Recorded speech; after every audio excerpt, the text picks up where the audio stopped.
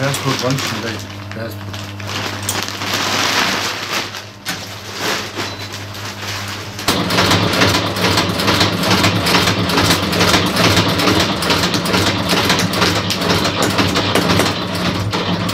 Bu kutu içinde diyor. Tamam. Bakın bakayım. Selamünaleyküm.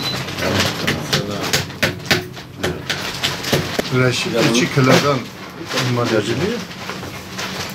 Bu erkekler için olan modelidir. Bayanlarda elle nakış atılıyor. Kök yünden kök kumaşının yününden, boyalı malzemeden elde edilen iplerden şey yapılıyor. Motifleri. Bu motifler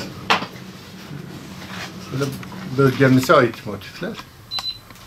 Urartu'da işte yöresel. Bizim Kürt halkının kullandığı motifler bunlar. Renkler de öyle. Sonra bu şöyle gördüğünüz gibi kalıba çekiliyor.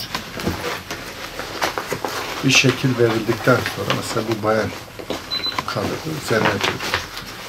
Bu montajı yapıldıktan sonra taban vurulacak. Giymeye hazır bir hale gelecek.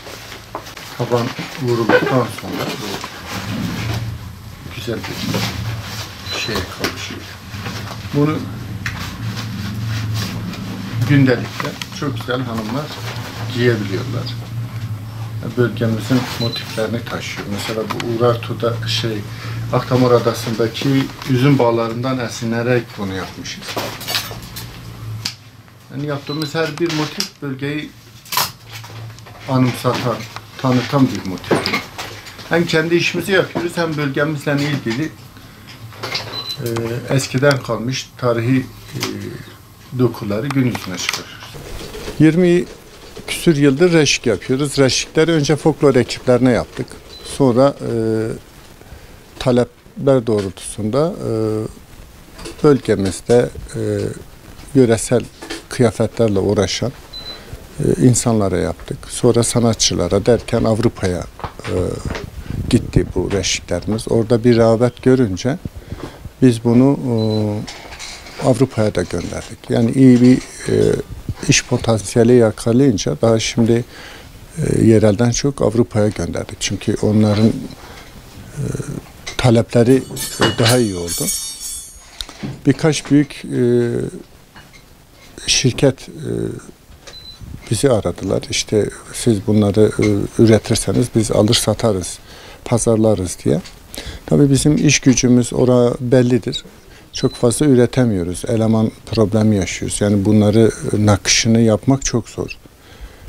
Günde ancak birkaç tane yapabiliyoruz şimdi. 4 arkadaşla beraber çalışıyoruz bu iş yerinde.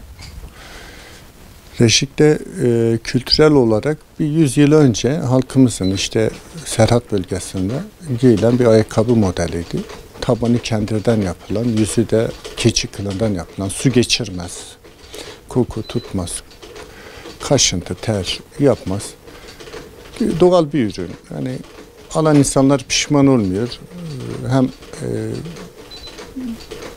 sanatımıza destek oluyorlar hem de uygun fiyata çok kaliteli bir ayakkabı giyiyorlar.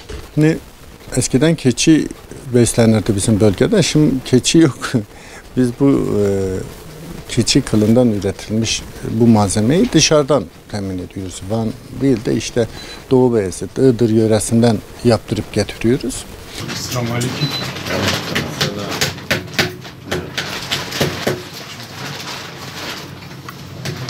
Bu kutu içinde diyor. Tamam. Bakın bakayım.